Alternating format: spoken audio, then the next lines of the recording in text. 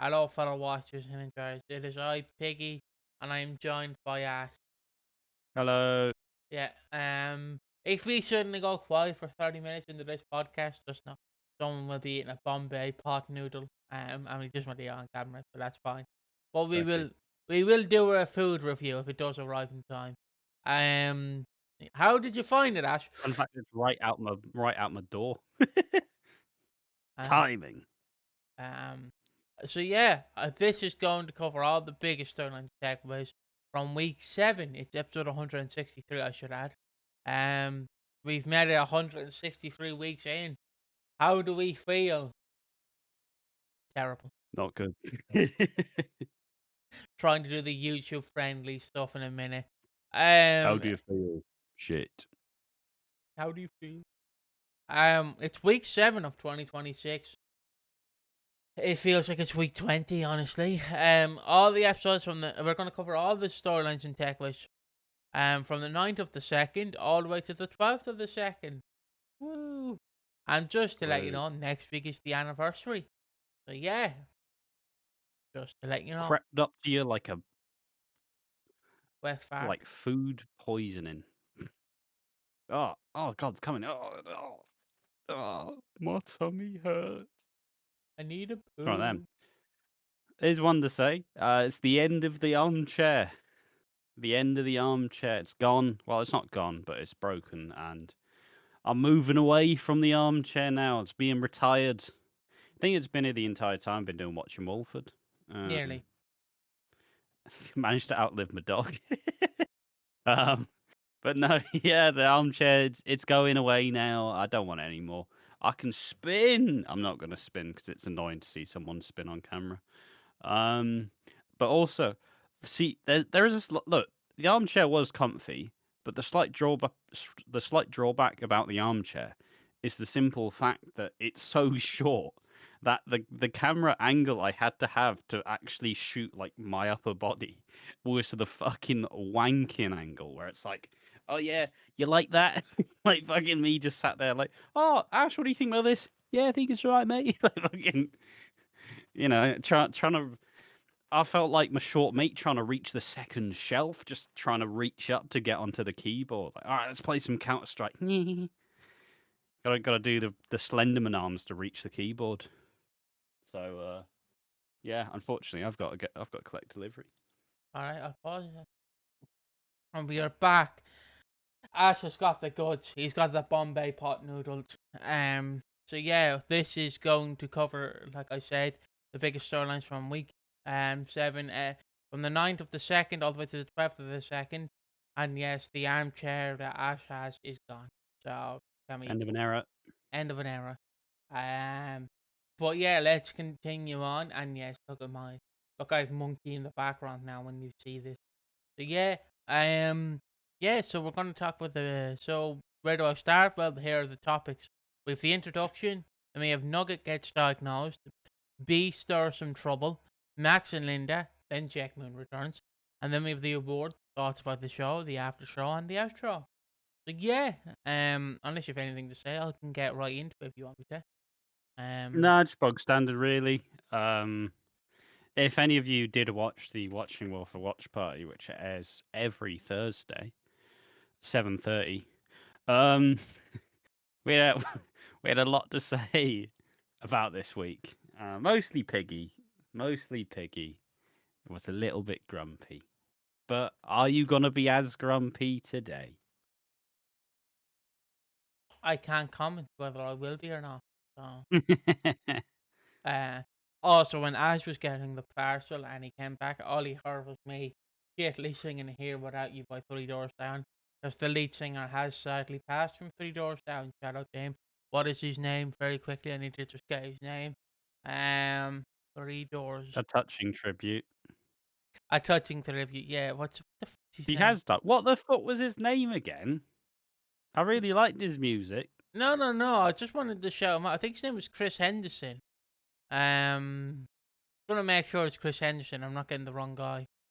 Um, that's a fucking football player. I don't want the football player. I want the singer. Um, I think his name was Chris Henderson. Canadian.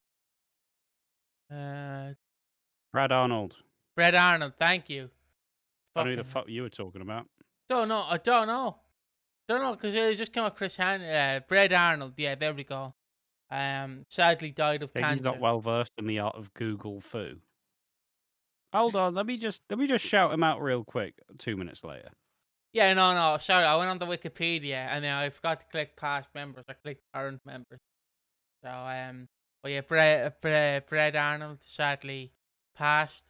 Had cancer, died of 47, which is extremely sad. No one deserves to go, especially at that age. Usually, when people say, "Oh, it's very sad they died too young," and they're like 80, not really too young, but 47 is extremely young. Um, yeah, just wanted to say that to him. Anything you want to say about that age? Anything? No. Didn't they do Kryptonite? 3 Doors Down? Yeah, they did Kryptonite. They did Here Without You, which was famously used, if you don't know, for a wrestler in WWE, Eddie Guerrero. Here Without You was a great song. They did a lot. I can't really name much songs, but they are an alright band. I think they're post grunge. If I have to remember correctly, I think they're post grunge. Yeah. Yeah. Post grunge, hard rock, and alternative rock. Yeah, if you ever want to listen to them, go ahead. It's extremely sad what happened to him, but yeah. Um, just yeah. So yeah, we'll get into it. Also, we'll just say, very quickly to also get the other news out. Apparently, some people are now listing that Kurt Cobain's suicide was a homicide. Homicide is the word. But the police are saying it's not. So yeah, there you go. So Courtney Love will still never get her comeuppance. But yeah, continuing on. It's now time for B Stir Some Trouble. Um, so what does B do in this week's episode? Well, after getting Honey fired last week, um, she, what does she do? She basically, in this week is like talking to Honey and is like, well, how, Honey, I'm sorry about getting you fired, and then goes back to work at the Minute Martin and then immediately gets sacked as well. And then afterwards, after being sacked, she just kind of floats around and it's like, yeah, we're gonna sue the Well, Panasonic. she starts trying to threaten. She starts trying to threaten like Vinny and Suki, being like, "Yeah, we actually have rights, and we're not going to stand for this." And then Suki says, "Fuck off." You think I'm going to fall for this? You think this is the first combo claim I've to deal with? Mate, you want both barrels, you're getting both barrels. So that was fun. Still aside of the Ice Queen Suki Panasa, long forgotten. Not in this era though. They love this side of Suki for some reason. Then yeah, then Vinny and Penny are kind of talking about it, and they're like, look, maybe we were a little bit too hasty with Honey. Maybe it all went a little bit too far. But fuck B. B can take a swim. But yeah, B just floats around, has a little float around. She stays out her welcome in the boutique hotel. Linda basically says, "Look, if you don't like mate traits, you can leave." And she says, "Yes, fine, I'll leave. I will." And then she has to basically not gaslight, but I don't know. It's the weird bit with Honey and B where I think Honey just likes having a friend. Because Honey's real sounding boards are the Mitchells. So it's probably nice that Honey finally gets a woman friend who isn't Suki who's trying to kiss her. And so she just loves having a friend. So that just means B just gets to do her own shit. And B somehow so Billy and Honey are going away, and this seems like Honey's gonna freeze B out. That makes sense because B's a bit of a loose cannon. They go, oh yeah, they're just doing a bunch of builders work at our house, so they're changing everything. And then B's like, I was basically a production manager. I could just sit in and stay there whilst you guys are on holiday. It'd be great. And Honey just kind of goes, yeah. But Billy's already like, yeah, I don't know, Chief. She's a bit weird, isn't she? Which coming from Billy is just something else. Yeah, and that's pretty much what B does in. Oh, that's wrong. That's pretty much what B does in the week. She convinces Honey to stay, and I'm immediately getting scared. She's gonna start dressing like Honey. She's gonna start talking like Honey. It's Jover. It's Jover. Honey, your friend is a stalker. How do you feel? Not a stalker. She's obsessed with you. So yeah, It's also kind of just the unfortunate time where, look, I'm glad that Honey's getting a bunch of screen time because I think she's a good character. But the peak of Honey's character, the peak of Honey's comedy, and I always say this about humor and EastEnders, um, there reaches a point where the humor just becomes, oh, all right, write a joke. Ah, Honey says the wrong phrase again. Ha ha. Is that a good one? Or Kim's gonna say, do me a favor. We're not there yet. We aren't there yet, but we're getting a little bit close to it. I think I might have to pause. I think I might need a shit. So All right. I'll just pause it very quickly. Um, Bombay bad boy time. the camera's on you, but I'll put it on me. So we're back after that pool break and Bombay pot noodle break. Did you actually manage, did you keep that line in? Or you just go, I just need shit. I think I did. I think I did. Um, I but need toilet. I need to Need use. poo. Problem was, side note, I know no one gives a shit, but I'm not going to talk about my poo. But I went, oh, I'm finished here, and then my mouth went, no, you're not. I just threw up water, and I went, that's fair enough. All Fair. right. Your body's imploding from within. It has been for 20 years, mate. 22 years. It has. Yeah, some people say your body's a temple. Piggy does not say that. If people say your body's a temple, my fucking body is the Twin Towers. After Body's a slum. Jesus it's the Christ. Twin Towers after Why are you September going 11th. there? Why are you Uh, going there, man? so I just was just like, yeah, Isn't a great tragedy funny? I'm sorry. It's been 25 He's years. time stamping and he's editing it out. I'm keeping it in. Well, I just do not condone. But I will continue on. It'll be fine. It's only a throwaway gag.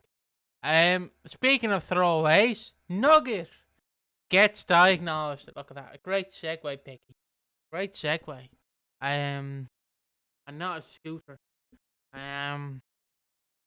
So yeah, what am I on about? Well, Nugget gets diagnosed. So it's pretty simple.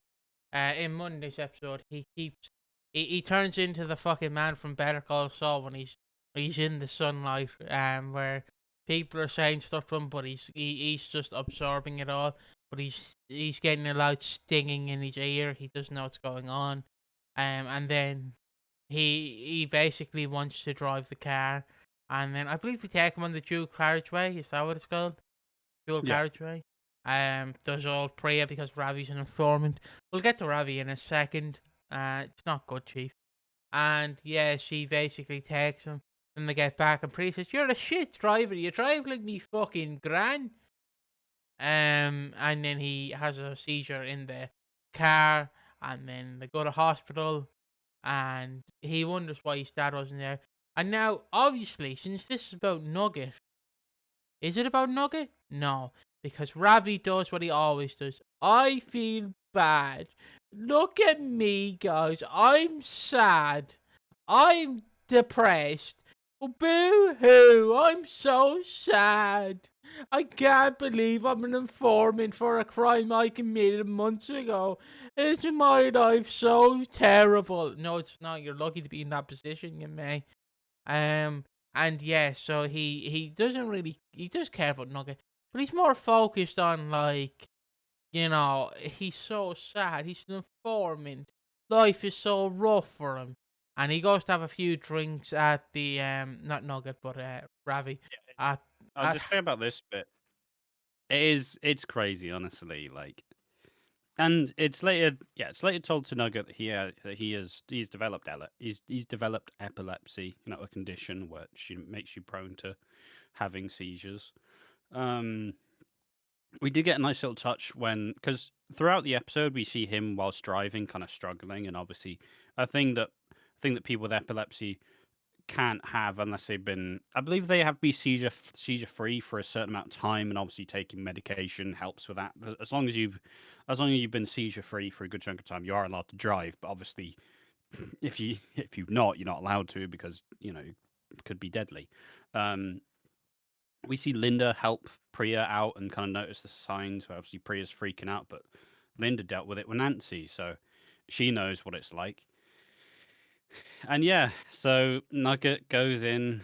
Nugget goes to the hospital. He's diagnosed with epilepsy, but still, people with epilepsy, they live pretty fulfilling lives as long as medication is involved, and so and yeah, this is where Ravi starts to because look, he's characterized as being self-destructive, right? He's doing self-destructive behavior, but it feels like we're supposed to be sympathetic for Ravi, but and as we'll get to with the scenes of Priya and Ravi after what we're gonna talk about next, I don't know. He just seems a bit more like Nish than we ever expected, really. Like, no. Here's why I'm the victim here. It's like, yeah, but you're the aggressor in all these scenarios.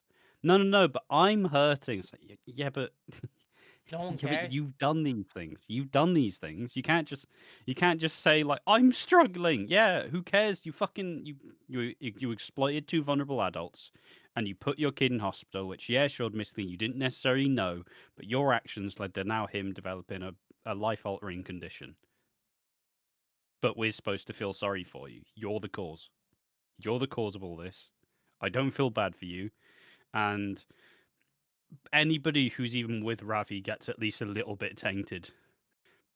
I do feel bad for Nugget. I do. I feel bad for Ivani. I don't really feel bad for Priya because Priya's still going in for it despite everything.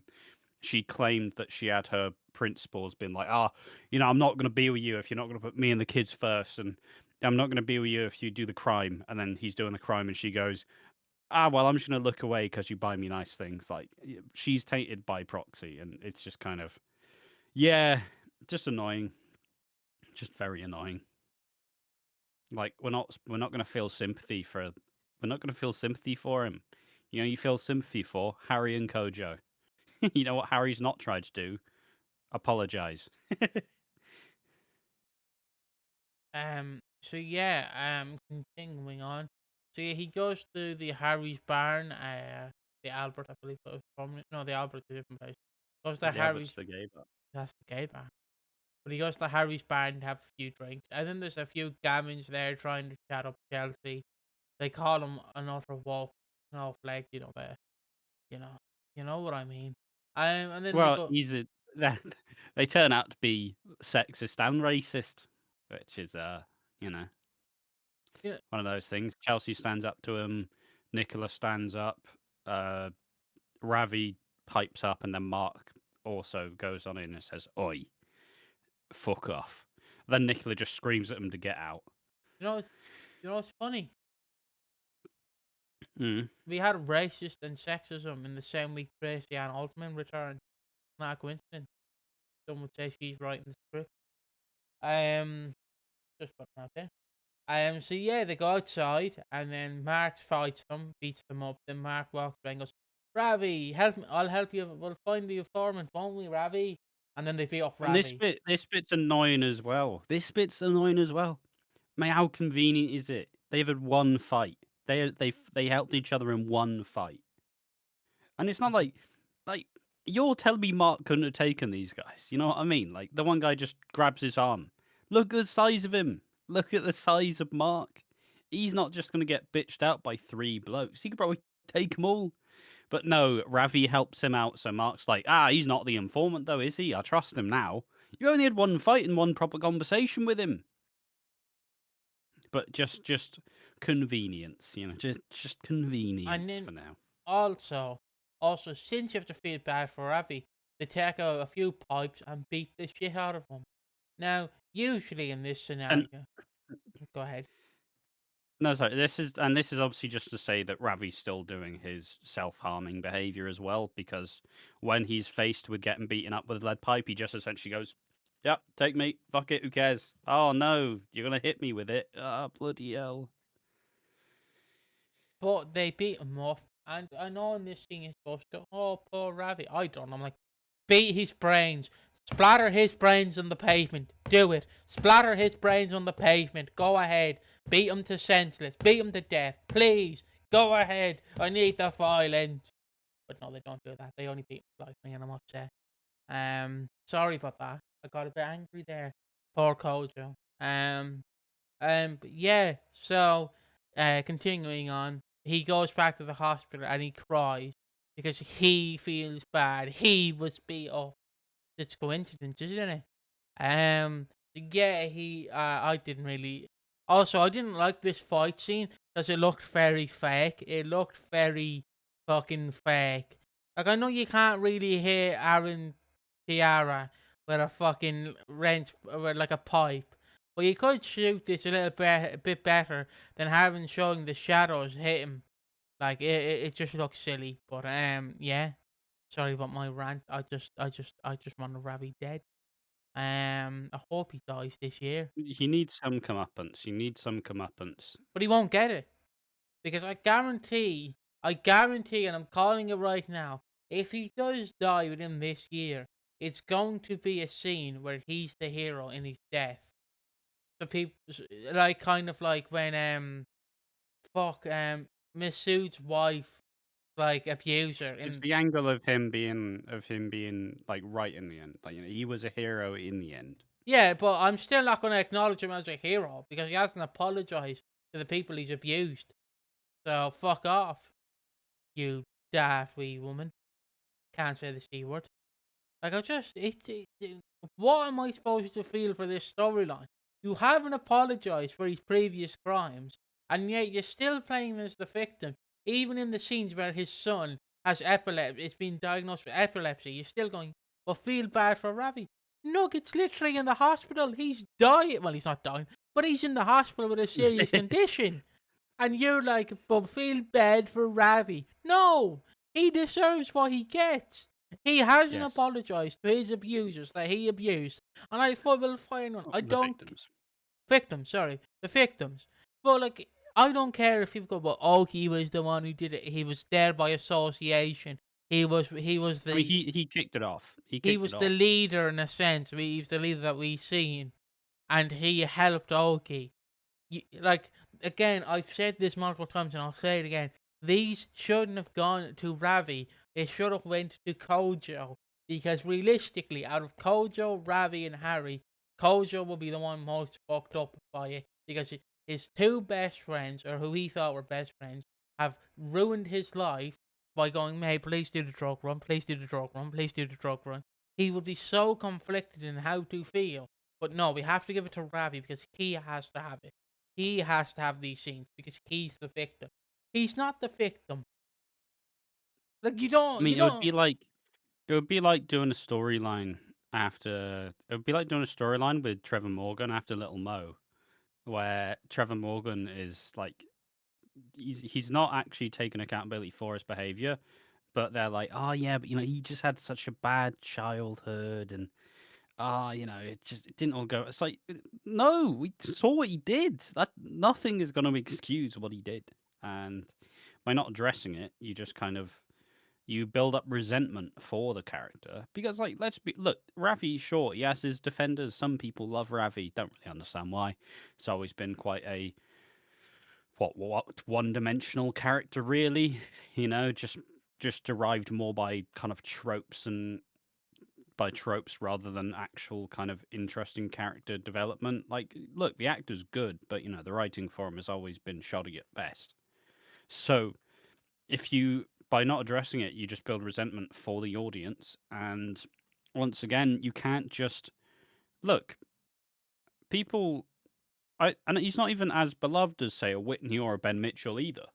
Like at least those characters had some really big, dramatic, tragic stuff to get into.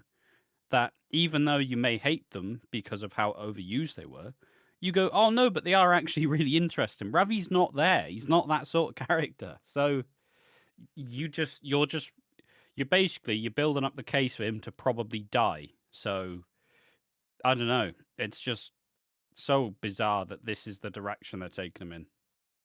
But I mean, it's just kind of it's the allegory for current EastEnders. Again, I just want him gone. Because I've said it to He you. needs to pay. I've said it to you. It's gone from oh he's here to genuinely, mate, fuck off. Like it's that's how I feel. Whenever I watch it, I get filled with anger because again he is playing the victim, but but I don't care. He's self harming. So what? Like I know self harming is like horrendous. I don't want anyone to do it.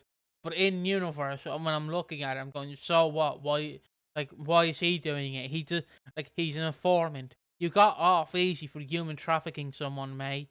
So like, be fucking grateful, I guess, you little bitch. Like, not many people. I know this is a fictional show, but like, not many people would actually like get this punishment in real life. He's gotten an easy second chance. Yeah, and like it's just like Ben Whitey, why are you writing him to feel sympathetic? Like I've said it to you. Maybe we wouldn't feel as bad if it was someone say like B he done this to because no one gives a shit about B. Like if he done this with B, like the human trafficking, like with B, yeah, I know it's still bad, but it's B, like no one cares. The fact you've done it to two beloved characters in Kojo and Harry and Nugget to a lesser extent that we feel like why we hate him, if that makes sense. Because you've done it to two people actually enjoy watching and seeing. Because Kojo and Harry's scenes were probably one of the best parts of 2025. It was a great friendship. Again, compared to like say if you did it with you swap the two characters and it's Honey and B, you did it to no one would really give a shit. It's just the fact that the characters you've done it to is where I feel like you've gone completely wrong. That might sound stupid, but that's personally how I see it. It's the fact you've done it to two beloved characters where it's harder to bite the bullet and forgive Ravi because like yeah. Um and also beating up your son can't replay the victim for that. I know you were drugged out of your mind, but you still beat him up. So, yeah. But I guess I'll move on, will I? Well, no, there's the final bits, right, where Ravi goes back to the hospital. He tells Nugget it's all gonna be okay. Obviously, he comes in all like bloodied, and they're like, "Oh, what happened?" And he goes, "Ah, I beat up the guy who did this to you." And then Priya's obviously like, "What the fuck? What do you mean? We know it was you." And then this is where Ravi breaks, and then is like, "I'm an informant. What am I supposed to do? I'm trapped." And then Priya's like, "Oh, you don't need to do it though. You don't need to do it. Just get out of it. It'd be easy." Basically, because they have an anti-police sentiment, which fair enough. You go, girl. No, but and because he kind of slightly breaks down and cries, Priya's like, "Oh, it'll be fine. We'll get through it. We'll get through it." And it's just like I don't know. This is where for me the niche comparisons come back in. Like, why is he? Why is he? He's essentially controlling and emotionally blackmailing his way into every scenario. Where it's like, but I'm hurting. It's like, yeah, but you're the problem though. But I'm upset. I don't care. Genuinely don't care. Ravi, the character, could be dead in a week, and I'd just be like, ah, well, see ya. I've said it before and I'll say it again. If Ravi dies, and Ben Whitey leave, I'll be celebrating like how people celebrate if Thatcher's death. I will. Couldn't have happened to a worse person. I'd be just gonna mention him. I'm just gonna mention this man. It's like when people, whenever someone does something good, they put the screenshot of the World War II soldiers reading the fucking newspaper and it says "End of Hitler." Like that's me when Ravi dies. End of Ravi. It's just the World War II soldiers reading fucking newspapers. Um, you've probably never seen that meme, but if you're in the wrestling I've seen community, it. What? I've seen it. Yeah. I don't know why. I just like that image sometimes. Just whenever something bad, It's just so ridiculous when anybody uses it. Like, come on, it's not that bad, but the internet, of course, the internet. I will be But yeah, posting that photo on the Instagram of Watching Walford when Ravi dies on the story. I'll but just yeah. I'll let it live with Ravi. But yeah, now we I think move. that's generally it though. So they look to move ahead, and once again, still, like it's such a privileged position to be in. You should be behind bars, but you're not behind bars. So, oh yeah, I'll become an informant. I'll inform on the gangs. Oh, well, you actually going to do any of the hard work doing it? No, I'm not. What do you mean? It's your second chance. It's your second chance to do something right and actually right the wrongs that you've caused. But no, you're just like, oh, what am I supposed to do? The police are telling me to snitch on my gang. Like, obviously, I get it. Some characters would never do it. Phil would never do it, for example. But Phil's also a whole lot more multi-dimensional than Ravi is. So just like, uh, if he does die, and if that is where they're going, fuck it, we ball, absolutely. But if it's not, you are just going to make a lot of fans very angry. Yep. And moving on to the next topic, where we go from one bully in Ravi to another bully. Woo! And not the video game, not the video game, great video game from what I know. Boom, boom, Um, boom. I did. Side Have note, I have you did. ever played it? I haven't really. I have it on PC, but I haven't played it. I know it's very buggy on PC, but Yeah, it's a bit of a shit show, but there are patches for it. I did like I was up at 3 a.m. last night. I did watch that guy Joe. He was fucking playing snooker like the World Snooker Championship 2004, and he had like techno music going, like Rhythm of the Night playing. It's like this can't be the soundtrack, Joe. And he's like, no, it's not. It's not the soundtrack. Like if this was the soundtrack of the game, I'd be fucking playing that game for the soundtrack. Just Rhythm of the Night playing as you're potting ball. But yeah, continuing on. So yeah, what about Max and Linda? Well, dear viewer, we start off the week where Ollie is still being bullied at school. He's still being bullied. Poor Ollie. Just stand up to the bully, kick him in the dick or the vagina, whatever you want. Swear at them. And that's what Elaine says. Use a bad word, Ollie. Curse at them. You are a peacock. And obviously Linda goes, no, you're not. You're actually a Carter. So, fuck I think I've off. just managed to dip my hair in my pot noodle. That's delicious. Ugh. Go on, suck the hair. Go on. I'm alright. Um, don't know why. Don't know why I'll be throwing fucking pesos at you. Go on, suck the hair. Suck the hair. But yeah. So continuing on. After that, Ollie comes home. He doesn't want to go to school. He's being bullied. Etc. Etc. And then there's who's bullying Ollie, and Ollie doesn't say. Um, but continuing on with that, so Max kind of gets closer and he hangs out with Ollie and he hangs out with oh my god, Louis. what? Louis. No, the woman. The woman. Yeah, the child, Abby, Annie. Annie. Hangs out with The woman. 4-year-old child. fair enough. Hangs out with Annie and Ollie, and then Big Louis comes in. Never trust a Louis. The word of advice: never trust a Louis from experience. Never trust them. He comes in. He wants to put chewing gum in Ollie's hair. But Max goes, "Oh, you little shit! Don't do that, Louis." And he's like, "I'm sorry. I need me parents.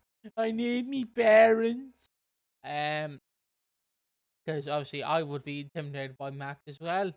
So he doesn't put chewing gum in his hair. But then the following day he gets black eyed as Ollie.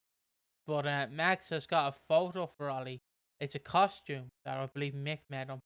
And he goes, Yes. Here you go, Ollie, hang this up on your wall in your bedroom." And he hangs it up and he's happy.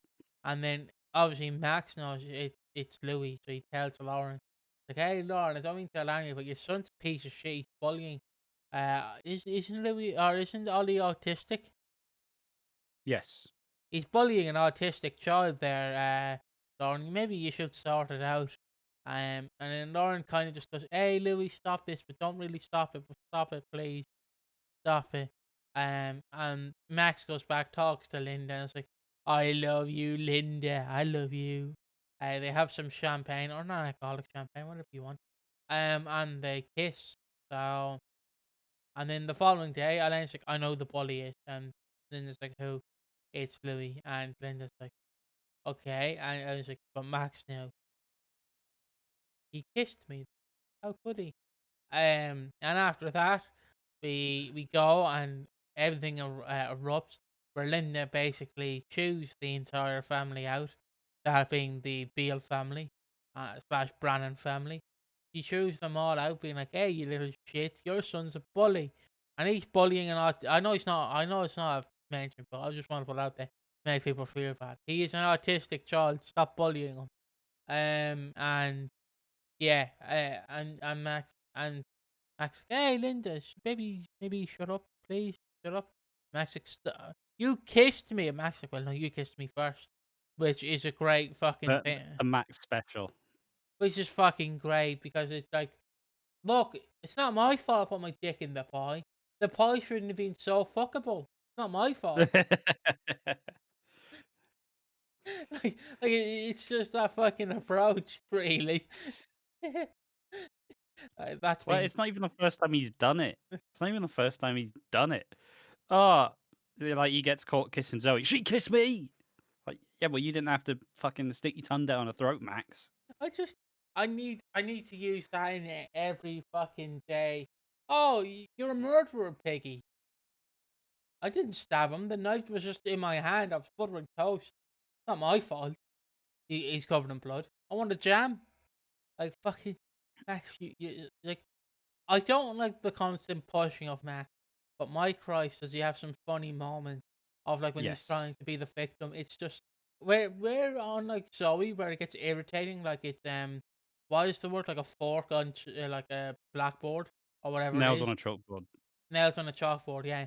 With Zoe, Max sometimes does generally have funny moments because you like, to me, you know a bit more about Max, and you go, that is his character. That is his character. Yes. But yeah, He's just an asshole. he's just an asshole. Yeah, but then Elaine basically, and this is where I got a bit annoyed in the watching Watch Party with Ollie, but still, this is where Elaine sees Louis, and it's like, "Oh, you little shit, stop bullying this child, please." And then Ollie's like, "Gran, leave him alone," and drops the milkshakes. "You've gone too far now, Ollie. You've gone too far. There were some lovely chocolate milkshakes there, Ollie. You fucking ruined it. Do love a good chocolate milkshake. When I got my 2 teeth removed, I'm not a big fan either. of what, the milkshakes, or Just chocolate milkshake. oh, you're not a big fan. Oh, don't you have a I milkshake? do like milkshakes normally, but not very big fan of chocolate flavored things. I keep going to my McDonald's because obviously the Shamrock Shake's in, but it's never in Yeah. fucking stock. Like, come on, stock it, please. I want that minty cream in my mouth, please. Um, but yeah, I do love a Shamrock Shake. I do love a mint shake. I found out that I think it's Aldi are doing. I'll just send you the photo that my dad sent me. They're doing this thing called a chick shake. Just on the milkshake topic while I'm here. Doing a thing called the chick shake, and it's basically where you can put milk into the. Hold on, where the bloody hell did I see it? You can put. Yeah, there it is. You put milk into it, and you can drink out of it. It's an Easter egg. You can put milk into it and drink out of it, and it's kind of cool. I don't know if I can flash it up, but I can try. Oh, there we go. There you go, people. There's the chick shake that I sent to you as well. I believe I sent to you. Yeah. Um, Seen it. it looks kind of cool. It's probably too fattening because you're going to be drinking the milkshake and then eating the fucking chocolate. So that's coming from me, honestly. That's coming from me as well. But enough of the milkshake talk. And then she goes into the Queen Vic to get a liqueur, probably Bailey's, but we don't say Bailey's. Um, and 2 orange juices. Meanwhile, Louis having a pint with the lads, to quote Mr. Farage. Um, he's not actually having a pint, guys. He's not having a pint, but it is funny to imagine fucking 9-year-old Louis having a big fucking like Guinness, the pint of Guinness in his hand, and fucking bullying his child. Give me another one, chief. The cat be son on the rock. But yeah, he's drinking some orange juice. And then Ian's like, "Well, you little shit, Elaine, you shouldn't have touched the child, you nonce." And then the police come in and go, "Hey, Elaine Peacock, we want you. Come in the custody with us. You touched the child." Obviously, Ian has made it out much worse than it is. She did grab a child, but like she didn't like clothesline him or hit him. She just kind of grabbed. Like it's still bad, but she only really grabbed him there. But the way Ian made it out to be is like she was smart schoolboy where she was lurking around the schoolyard, fucking dressing up as a school child. Ian is obviously a little shit, and he is the Yeah. yeah. So, and then even the funniest bit about this is Peter and Lauren are arguing with Linda. Linda's arguing, Elaine's shouting. Police come in, and then Max is like, "Look, should we just be better role models?" And it's like, fuck off. Fuck off, Max. Like, it's outrageous. But I've seen some people critiquing the writing in this segment because when they sit when Max tells Lauren and Peter that Louis's been bullying Ollie, they say, "All right, we'll sit him down. We'll have a big talk with him." And then in the Vic, they also say, "Oh no, no, look, no, we still need to talk to him." It's like, well, you said you had just had this big long chat with him, and yeah, just no, some people critiquing the writing. Just thought I'd put that in there. Yeah, that's fair enough. I will continue on with the final topic, which is Jack Moon, who's not a bully. Who's Hey, I actually will say, well, look at us. We've spent the podcast talking about the EastEnders and not about random shit. Look at us. Look at us. Does it mean the EastEnders was good? no. Not really. But we're staying on topic. Yeah, all we really talked about was milkshake. It's like, who like a good milkshake? You do as well. Yeah. Just not chocolate ones. The side note, just before I move on to the next topic, before I got my tea removed on the Monday where I stayed at the hotel, I got a Right. crunchy milkshake. It was delicious. Nice. Crunchy milkshake's not that bad. Bit of honeycomb. Yeah, fucking fuck yeah. Give it to me again. Alright. But yeah, here we go. So what about Jack Moon? Well, he has been presumed dead for 20 years. I know we've seen him in 2024, but in the universe he has been presumed dead. Bloody hell. Yes. Bloody hell, I'm hitting everything. The fucking tsunami in here. But yeah, he's been presumed dead. But he's not. So he goes to see Zoe in prison, and he's like, "I need to know what Chrissy really did. Lay the land for me, Zoe." And Zoe's like, "Well, she didn't murder a man 20 years ago. Do you remember that, Jack Moon? She did murder a man 20 years ago. Remember that? So she did murder another man on the Queen Vic 20 years later who framed me." And Jack's like, you do realize, Zoe, how stupid that sounds? Like, like I'm not even trying to defend Chrissy. I don't want to defend Chrissy. But even I look at this and go, this is the most stupidest reason possible. She murdered a man 20 years ago, so she's going to do it again to frame someone so she knows how I feel. Yes, Yeah, it is pretty dumb, isn't it? if it, like it's like if it's like if Look, she's got form. it's like if Ash had a dog again. I murdered the dog, and then 20 years later he has another dog, and then I murder that dog. It's like I'm not going to do it again if I did it once and I spent my time in prison. Like, you know what I mean? It's a very stupid reason, in my opinion. You murdered a man, and this is where my major critique for this episode comes in. Jake Moon's scenes are fantastic up until Christy shows up. But the Yes. entire crux of Chrissy's return, so I will just briefly say it before I get into it, is Chrissy's, like, Jack Moon sort of has a character, because they sort of, like, go, oh, he's been on the run, he's been hiding, basically, lives on a little boat near the canal, probably the same canal where Denmark was shot. I believe they say that, trying to. But with Chrissy, the entire problem is, Hey, remember 10 Watts? She killed him. She killed him. Remember that, guys? So Jack Moon is somewhat building a character, but Chrissy, there's no real character. It's just remember what she did 20 years ago. Yeah.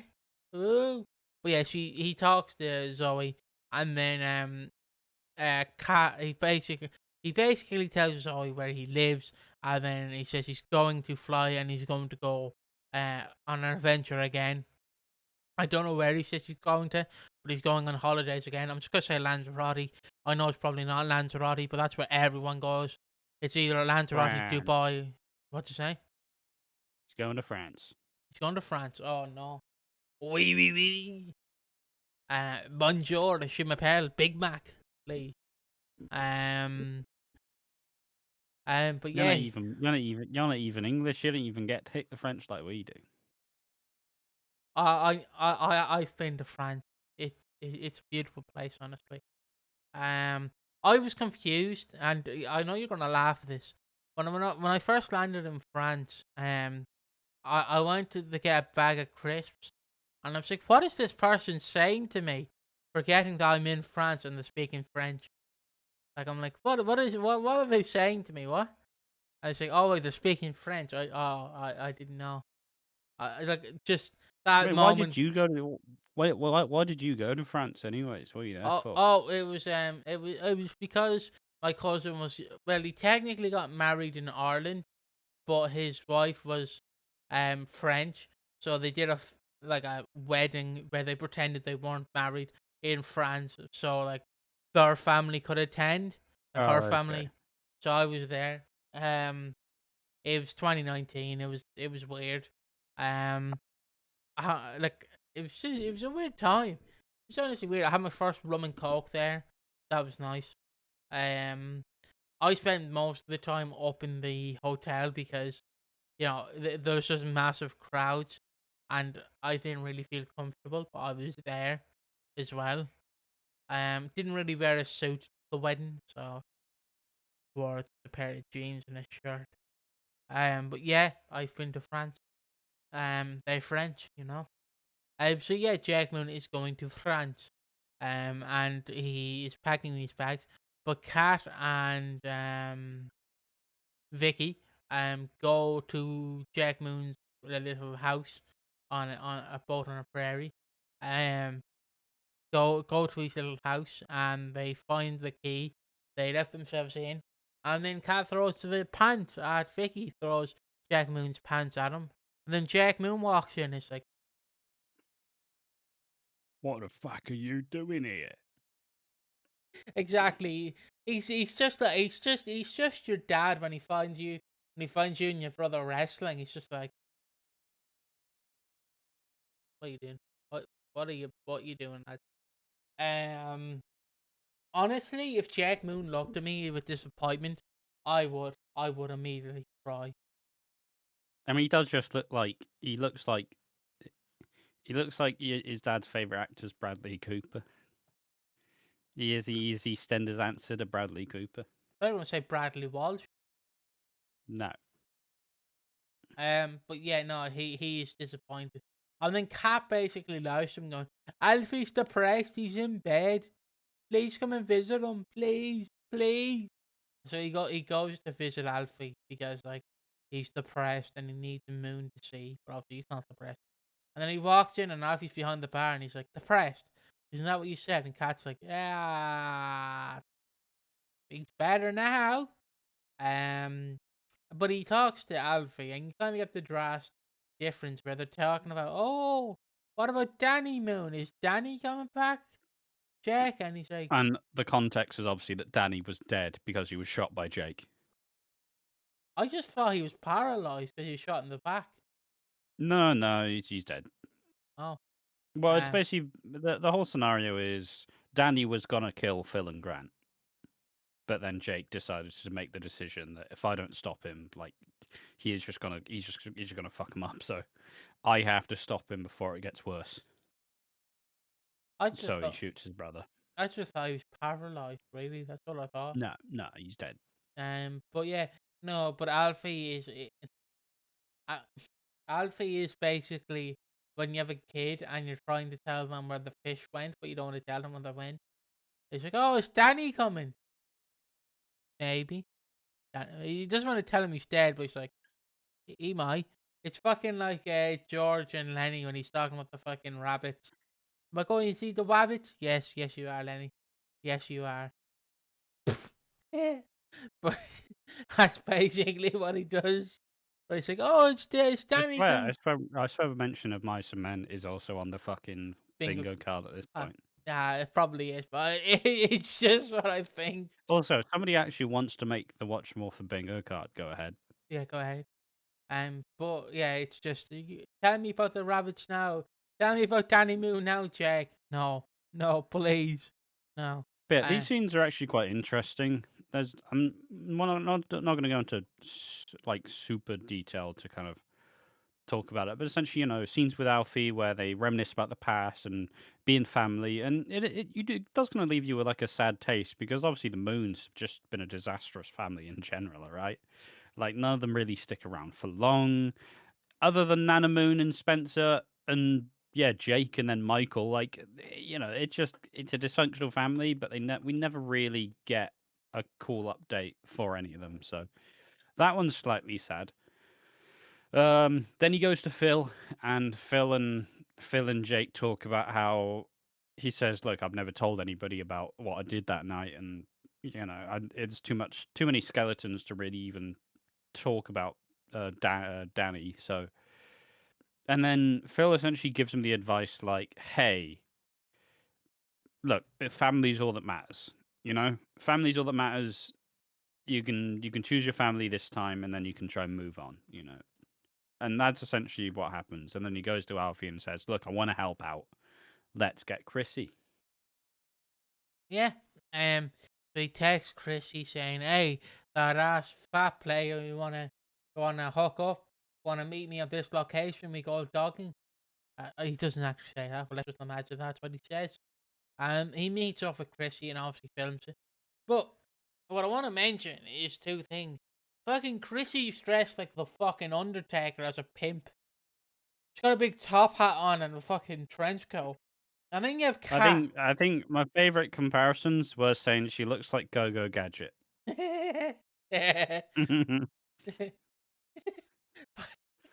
Go, go, Gadget, PayPal. Uh, Like it's look at the end of the day. At the end of the day, of course, we're not exactly going to be too receptive of Chrissy because we don't really fuck with her personally. But yeah, obviously, if you like Chrissy, oh, look at her, she looks so cool. Nah, she looks fucking stupid. but obviously, my favorite bit is not Chrissy. It's obviously Kat, who's like stood in the window like this one. Stood in the window. Can't see me, can't you? Can't see me. It's like obviously Chrissy's talking like that. She's just in the fucking open. Look, you don't need to. Yeah, sure, you want to watch it to make sure you're saying it. But like, at least, Kat, you're wearing a fucking bright leopard print coat for fuck's sake. Like, you gotta hide a little bit better. Yeah. It's it's like I'm not too obvious, am I? And then like they talk about and Chris is like, I never knew Anthony. Why would I kill him? And Jack's like, fair enough. You didn't kill him then. No, I did not. And then to continue on, she basically Kat comes out and is like, hey, dickhead, you killed Anthony, didn't you? She's like, I didn't. I don't know who this man is. And then she's like, I'm phoning the police. And Jackman grabs her phone and launches it into the river. Well, into the lake, I guess, the lake. And then they continue on. She basically, and she basically goes into the car. And then Kat comes back after getting her phone, not drenched in water or anything. She's got her phone, but she's not like wet or anything for some reason. And Chris is like, if I'm a murderer, why are you standing in front of my car? Which is a fair point. Which is a fair point. What are you gonna do? Run me over? What are you gonna do? Stab me? Oh, I'm stabbed. Oh no. But yeah, she runs. She doesn't run Cat over. They drive off after Chrissy fakes crying, and then they drive off and go to the Queen Vic. And then Chrissy, I don't know how Kat has got back before Chrissy, but she's got back before Chrissy. She's upstairs putting her phone in rice. And then Chrissy's like, I didn't kill him, but I killed Anthony, but you know who probably did? Jasmine. And I'm like, wow, what a duff. Wow, that was so intriguing. Wow.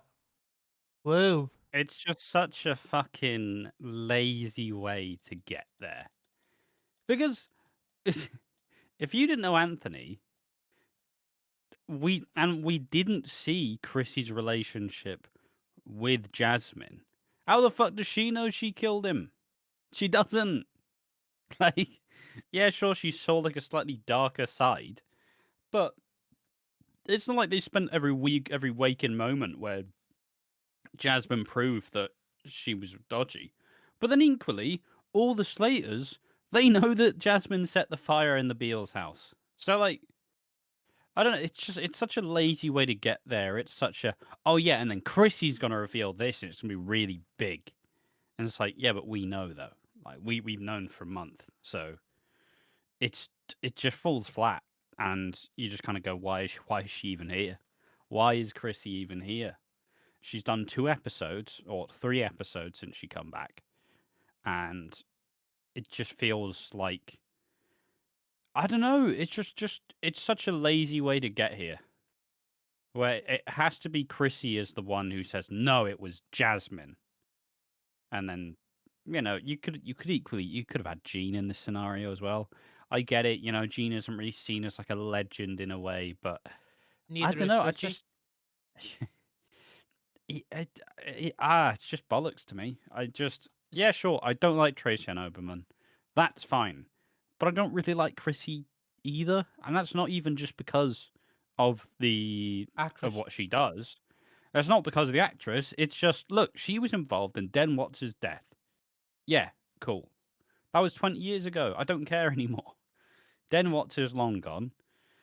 Like, the reunion was garbage. So I, I don't know. Just look, I enjoyed her in the Sharon return, but that's when we thought this was the happy ending. See, Yeah, don't know. Just weird. Just, just thoroughly disappointing. like if they actually give her character and actually show what she's been doing, because all And the if she's also if they stuck around for a little bit more. Look, we don't really want Chrissy back. Yeah, sure, she's a talented actress who has been in tons of big shows. Sure. But if you actually tried to reinvest in her as a character, now she doesn't need 40 episodes. Put her in 10, put her in 15, put her in 20. Do like Gloria Knight. Do Stevie Mitchell, do that thing where you have a show up very kind of briefly. We see her and Jasmine doing the stalking. Obviously, they wanted it to be a big secret. You do that, and then we get to see a Jasmine and Chrissy relationship and see, does she know more? Is there more to Jasmine that the rest of the family don't know? But no, they want that to be a secret. Then at Christmas, yeah, sure, you just have a be back. You have a be back for the week before Christmas and for the episode, and then intertwined, you kind of have her show up a bit in January as they keep asking her, where the fuck is Jasmine? Did you kill Anthony? Not just have her have 3 episodes and you expect the audience to flock and be like, this is so iconic. It's not though, is it? and I stand by this argument, and I know I'm gonna get a lot of controversy for it, but even Harvey is more iconic than Chrissy was, in my opinion, and I don't care. I'll stand on that.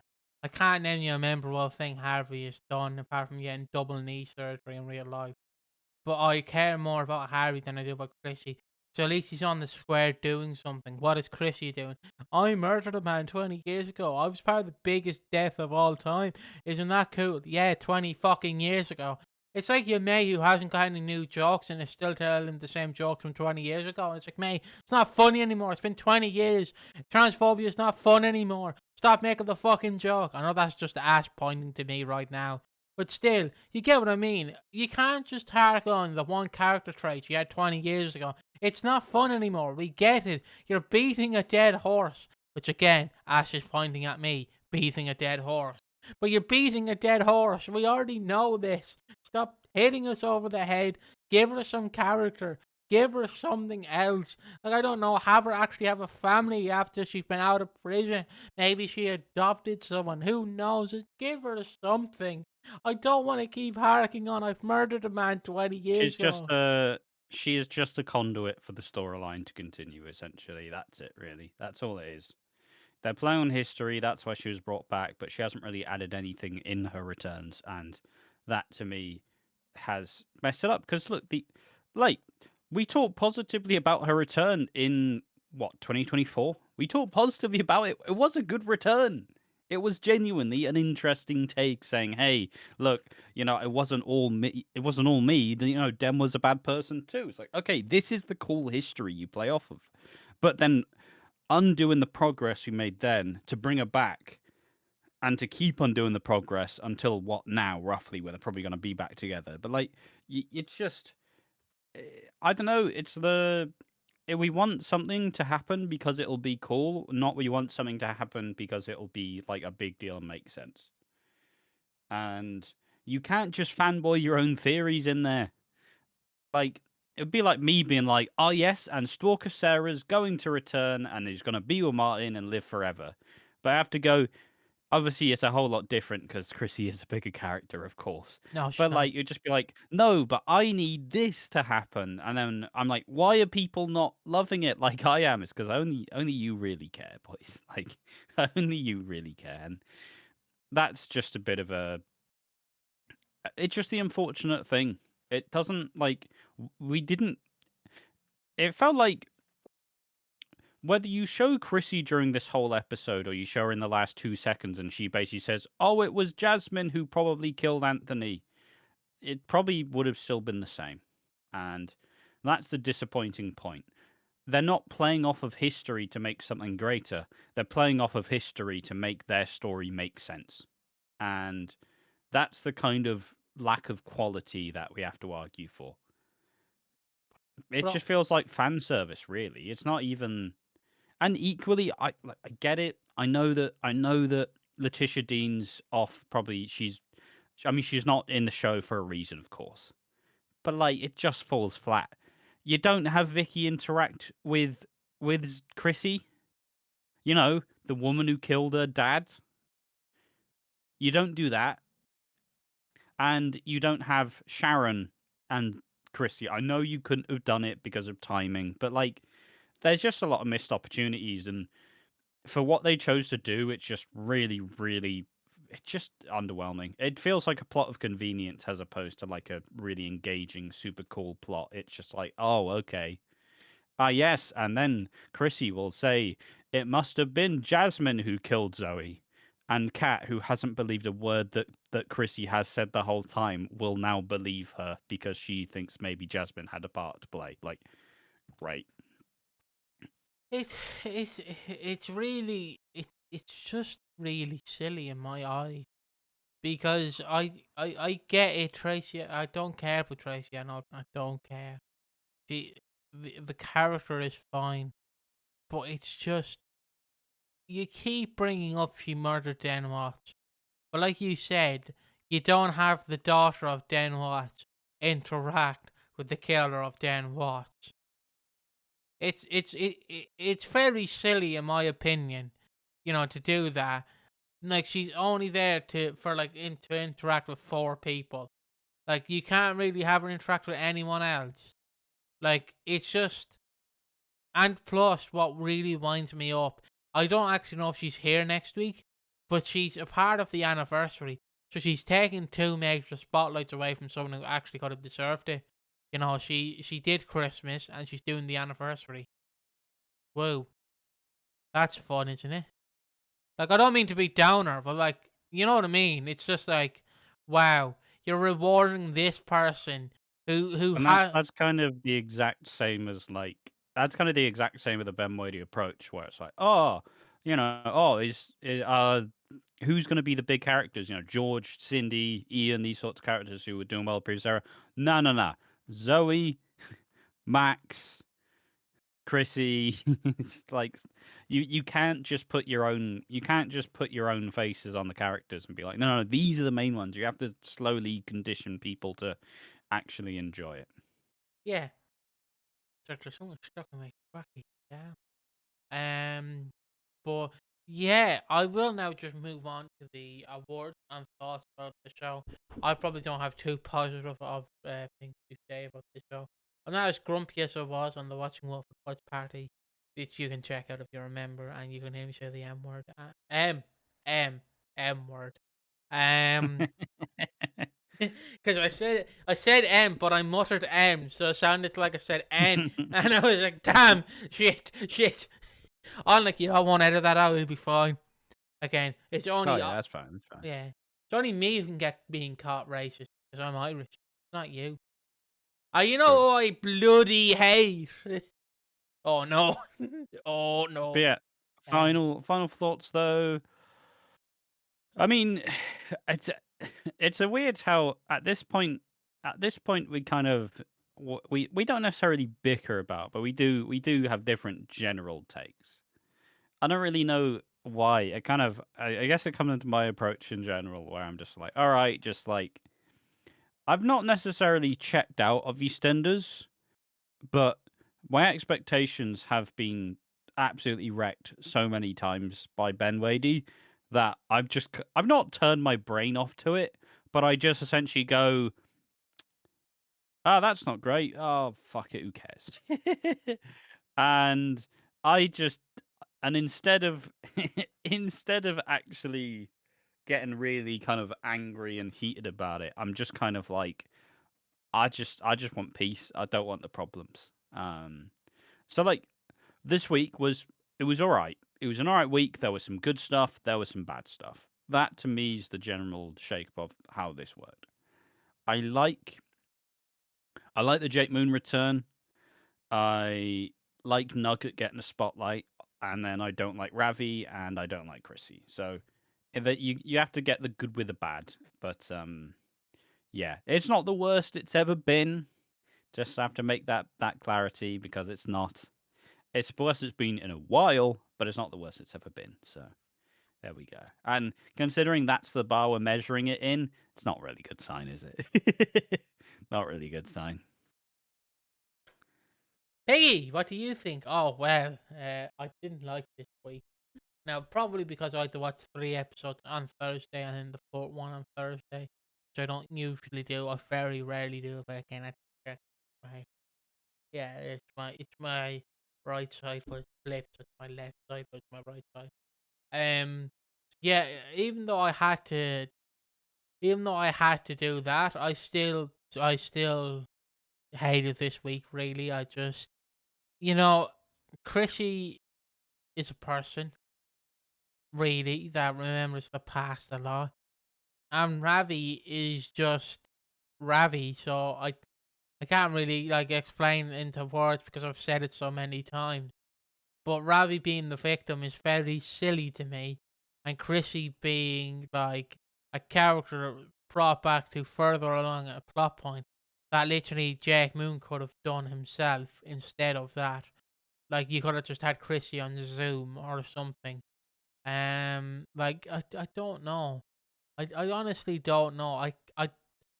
I know I bring him up a lot, so I bingo card, but it's like that famous clip. How do you want me to feel? Is my general like comparison. Is how do you want me to feel watching this? Joy, happiness, sadness, depression? Because I don't feel anything.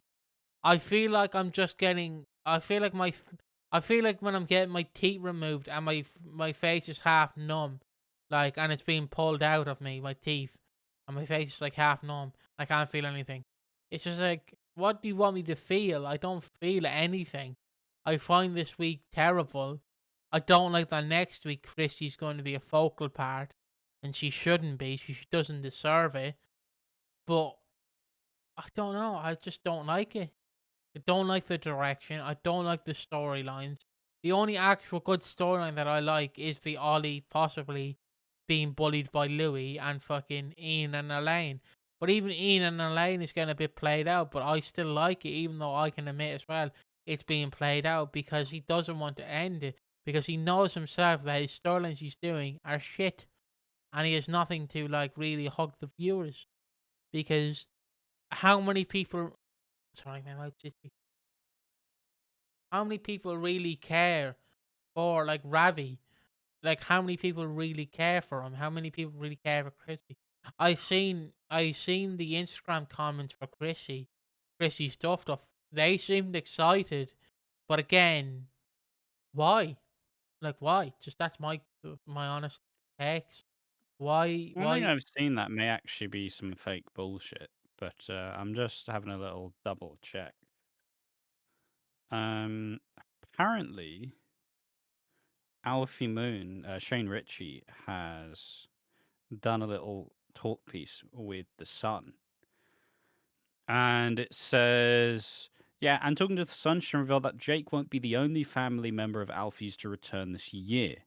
I know they're really looking at the Moon family tree and bringing back some of the Moons, Shane said. He continued that Spencer Moon could also be set for a comeback 21 years after leaving the square for Australia. Um, and yeah, so maybe there'll be more Moons this year. No. Not interesting enough to do a video on it, just interesting enough to see. Look, I'm intrigued for that.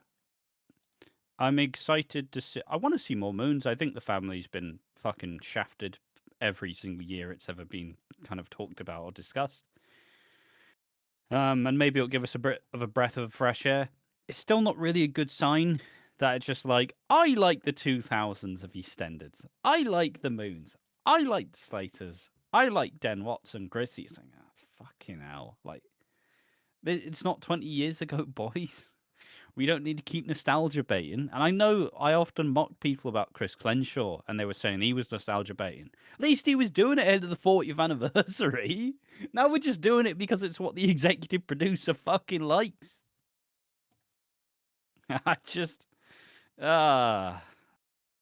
just disappointing. But like I said, it's not all bad. It's not the worst it's ever been. But I think a lot of us are I think a lot of us are generally getting a little bit more tired of it.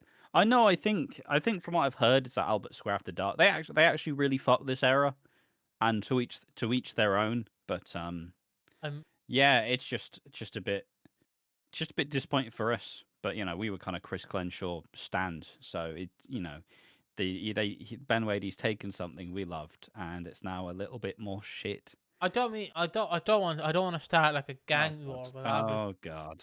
I want to start a gang war with What the Albert. fuck's he gonna say? I Make it stop. I don't want to start a gang war with Albert Square after that, but I feel like they'll just like anything. Really, it's just what I feel from what I hear about them. Not like to diss them; they seem like nice people. I feel like they just like anything, really. Like I'm not like I don't want to hate them. I'm not gonna hate them. They seem like lovely people. I'm just saying they just seem to like anything, really. That's all I want to say. Don't want to say anything else because if I do, I might get in trouble behind the camera. So yeah, just just putting it out there. Yeah, that's all I'm gonna say. Yeah. But Now yeah, yeah, Karen. now it's time for the award. Um, we have a few awards. We have the Chris Crenshaw Award, the most promising. Don't know what it's going to be. And then we have the Anthony Truman Award, and that's the most wooden. It can literally be my door. It can be anything. Then we have underrated and who needs slapping down. So I guess we start with the Chris Crenshaw award. So yeah, most promising, the possibility of bringing back more Moons. I've always been Yep. opposed to bringing back. Don't say Slater. His name's not fucking Slater. That's my friend. That's our friend, I should say, who plays CS with you. But I'm always down for a Spencer Moon return. I know you probably can't get the original actor back because he's retired, but again, you can recast him. So I'm always down to see him. I know you're never going to get Michael Moon back. Even though I say Ben Whitey would really love to get Michael Moon back. Even though they didn't really Anthony Moon, Tyler Moon, get any of them in here? Craig Moon as well. Who the If you fuck is that? he's fucking one of the Moons. If you can't tell, I did a bit of research for the 6 More Evil EastEnders, If you can't tell, someone on that list is a moon. And I did a bit of research and I found fucking. Fucking Craig Moon with 3 episodes. Is he the dad of Michael Moon or is he the brother? He is his brother.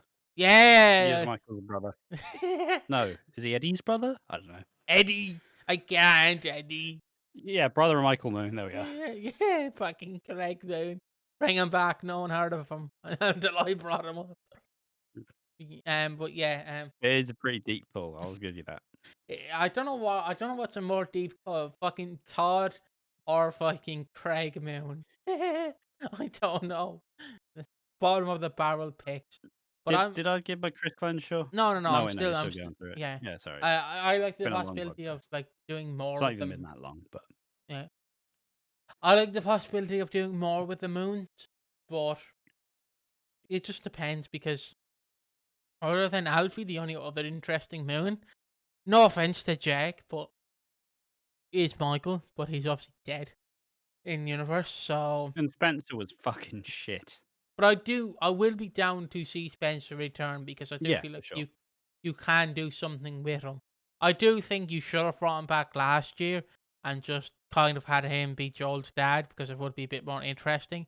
Yes, it would mean he Yeah. would be part of the Moon family, but it would be a bit better than fucking like Ross. But again, I personally don't really like when they're like, we don't want to bring back the other person from the couple like Terry with Bianca.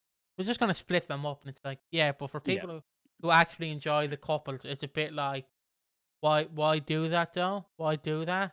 Like, you've just ruined it. It's just my thoughts. My headphones are falling off. But yeah, what's Chris Clencher for you? Chris Glenshaw for me. Um, I like that Max and Linda have kissed, knowing how 2027 starts, because we're in the period where they're going to be teasing everything. I really don't think Linda's going to get married to Max. I don't feel like that'll happen. He's already lied to her already. So I don't know. It's just kind of it's an interesting prospect. But if I had to just give the actual one, probably just Jake Moon's return. It's really interesting. And yeah, I hope that it does lead for more moons to return. I do want to Yeah. just say I like fucking Alfie's innocence. I know Jake Boone hasn't told anyone that he killed Danny, but I like Alfie's innocence. Where he's like, Danny's coming back, right? Danny's coming back, just like Dad's coming back. Danny's coming back, right? Jake, Danny, he's coming back, right? Yes, Alfie, he is. Yes, he is. He's not. He's not. Like when your fucking dad leaves to get milk, and it's like, Dad's coming back, right, Mom? He's coming back, right? He's coming back. No, he's not. He's fucking left the country, mate. He's not here. I just like Alfie's innocence, really, is all I wanted to say. This is completely unrelated, but I just seen it while scrolling Reddit. Apparently, the woman's wrestler Maki Ito. Yeah. Well, she's just I don't know if it's an actual faction or it's just bollocks. But she's made a faction called the Ito Respect Army, which obviously stands for IRA. Has no one told her what It's the fucking IRA? outrage. Oh, just I'll, funny, isn't it? I'll, please send that to T-shirt. I'd fucking wear it. Probably not in public, but I'd wear it on the podcast. The Ito Respect Order or Army. Ito Respect Army. Fucking Mackie Ito gonna come out with a fucking balaclava on singing up the Ra next week. Gonna be like that Farage fucking ad cameo. All right, next award. The most wooden Anthony Truman. Ah, you've just told me, and I have to give it to Mackie Ito fucking calling our faction the IRA. I'm giving it to Chrissy's fucking ridiculous outfit. The fucking go gadget. Yeah. Fuck, it's just the top hat. It's the fucking top hat and the trench coat. She just looks like she's. You mentioned The it top hat, the top hat, the top hat, the suit, and the trench coat on top of the suit. You fucking mentioned it yesterday, but it does look like she's in The Godfather. You come to me on the day of my daughter's wedding. You know, it's please, people, let us know down. If you have an image, I can flash it up. If you have an image of Chrissy's like outfit, I'll flash it up. But I don't. okay. But fucking, it's so ridiculous. But yeah, the next award is the underrated. Underrated. I'm not giving it to a person, but I am giving it to a moment.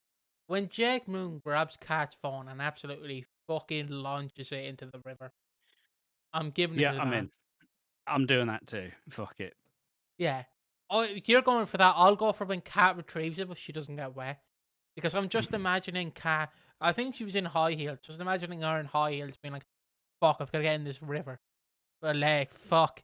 Oh, Obviously, she Jesus. just went, "Hey, Chrissy, can you reach in and get my phone for me?" Ooh, You fucking go go gadget. gadget arms. Fucking go gadget net. Just as a fishing net, just ready there.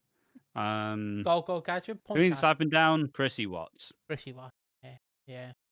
And Ben Whitey. Ben Whitey. But yeah, that's everything.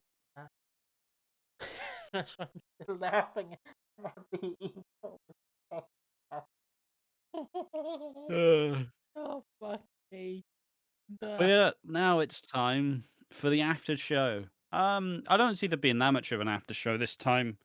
I suppose two things to really talk about. First is obviously the launch of the classic podcast, which hasn't happened yet, but will be coming out shortly. Also, just want to give a shout out to all the people who, when we announced the classic podcast, are always like, "Oh, I love the podcast," and it's like, "What the fuck? People like the podcast?" Because in my brain, it's always just like the lowest. It's the one. It's the video people always watch. They watch a fair amount of it, but obviously it's less viewed throughout. So, yeah, thanks to everybody who was super generous by saying, "Hey, we're excited for the classic podcast. We love the actual podcast." Like, all right, sound. I wish people told us a bit more frequently because maybe I wouldn't just at all points in time just look for a reason to cancel the podcast. But no, so we announced that we were going to reboot the Watching Walford 1985. We were going to reboot the classic podcast. So therefore, we've already recorded the first episode where we watched we watched 2 episodes a week, which is how long the weeks were in EastEnders at the time, because it was Tuesday, Thursday every week. And yeah, we relaunched the classic podcast. It's airing on the 19th of February, and it does line up with the actual release date. So yeah, what do you think about the reboot in the classic podcast, mate? Oh, excuse me. Jesus, I don't know why I'm sounding like uh I don't know, DMX on that. I'm looking forward to rebooting the podcast. Honestly, it's something that has been it has been in the works. I literally had a dentist checkup. I was on the bus back to the airport, get the bus home, and I was like, "Hey Ash, how about this?" Because Luke the Hoovian is really the guy you have to credit for this. Who really went, "Yeah, guys, we actually like the podcast from 1985," and we went, "We bought Hey 2026 EastEnders, so fuck it, why not?" And there is some funny moments in the reactions that I'm editing down right now, which the first one will be for the public, but after that, the reactions will be just for members only. Sorry, but yeah. I one thing I do want to say is I'm loving it. What I love, and I'm just gonna quote Luke Beale. It's obviously in 2026. It's a lot like the language is a lot different. Because literally in 2020, in 19, I was gonna say 2026, 1985, Luke Beale literally says one of her lines is, "You know it's bad when them Asians find you." It's like Jesus Christ, Luke. But go on, Luke.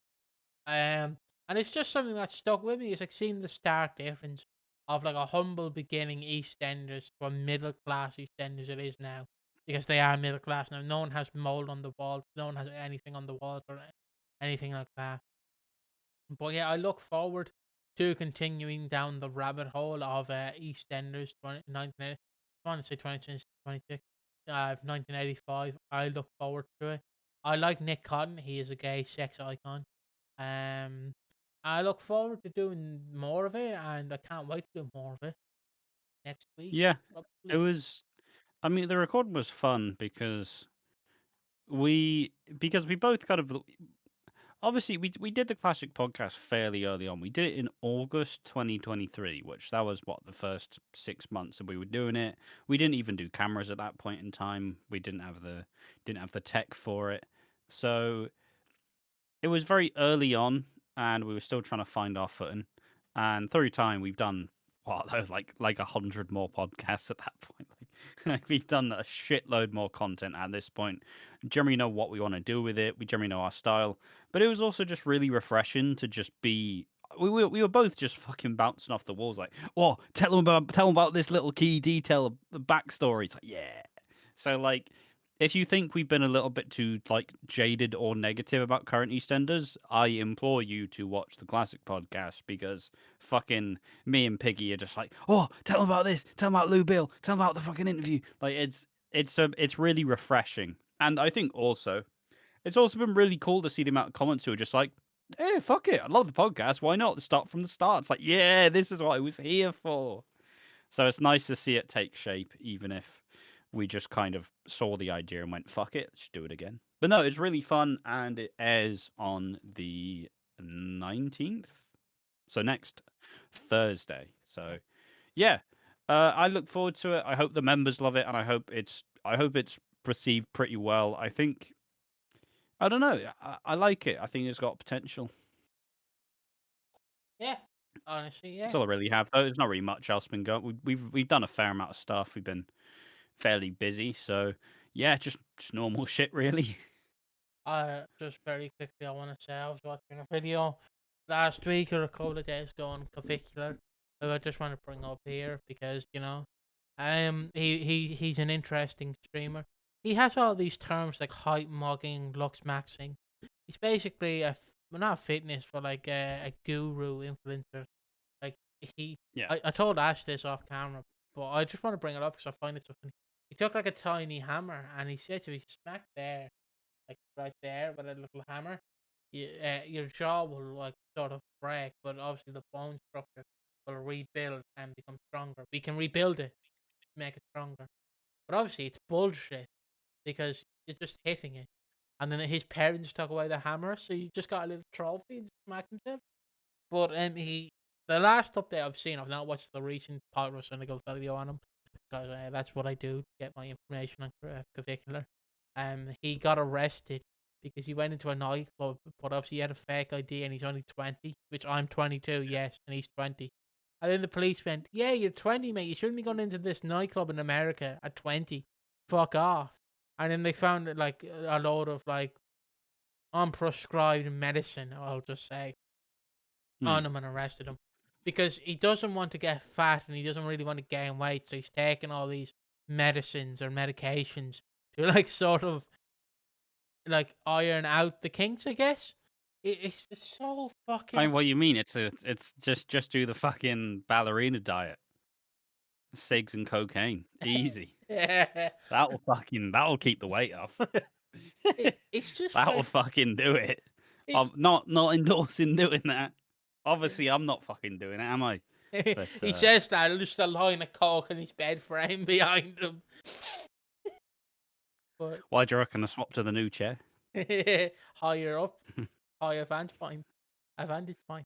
But no, it's funny watching him. I love hearing the dumb shit he's doing. Like, I think he's not a lol cow in a sense, but we sort of both have a lol cow that we both look at and just laugh at. I know mine is slightly less problematic than your one, which is DSP. Which, if you want to talk about DSP, feel free to talk about him now if you want. If anything to No, say I'm about him. good. But yes, DSP, if you don't know, was famously caught jerking off on camera. Um, the It wasn't camera. even that was the most haunting shit. It's just the fact that you realised the camera's on and he just started going. Like, at least fucking wash yourself. Like, fuck me. The Come on. camera's been on the You whole just you time. just you just raw dogs it. Like, there's at least some aftercare. You know what I mean? What do you, Dirty. dirty? But what do you mean the camera's been on the whole time? Um, I didn't know. Oh, the camera's on. I didn't slide. No, didn't he spend like fucking 30K on WWE Champions, the like Candy Crush Yep. clone? Fucking Yep. hell. Fucking hell. Jesus. And he would lie about it consistently. My favorite one I found out about him was this guy offered to fly him out to Las Vegas, and he declined, saying he can't leave his wife, so he offered to fly his wife out as well, give them the honeymoon they never had, and then he went, and then at the last moment he backed out and went, I can't leave my cats unattended. Just bring your fucking cat. Just you can't trust anyone to mind your cats, DSP, can you? Not? I don't know. I like hearing about DSP as well. It's nice when I get updates from Ash about him, because he gets updates about what I've been watching about Crofton. So it's interesting me sort of just mention our lol cows, yeah. Um, but yeah, that's what I really want to just say. Just end it there. So yeah, we'll see you Yeah. in the next one. Unless you have anything else to say, we'll see you in the next one. No, it's just general cheers, everyone. Thanks to all the members who are still supporting the channel. Thanks to everybody who's been giving us tons of lovely comments about the podcast and just about the content in general. I like it feels a bit. We've definitely been a little bit jaded for a little while, but like just doing the classic podcast, seeing the like attention and kind of a bit of hype that it's built. I'm just excited to see it finally drop, and I think it's cool that so many people are just like, "Fuck it, we're in." Like we've shown up out of nowhere. We've said we're doing the classic podcast now, and people are just like, "Yeah, fuck it. Always wanted to go on a road trip." Like, oh, let's go. Because we did like the classic podcast, but we did it during the time where we probably had about 50 subs. So it was never really going to have the most outreach. But now that we've at least got somewhat of an audience, now it's going to actually go to people who like our shit. So that's cool. Yeah, I will see Yeah, you. cheers everyone who's been positive about it. And we'll see you in the next one, because the camera's been on the whole time. We'll see you in the next one. Bye bye. Bye bye.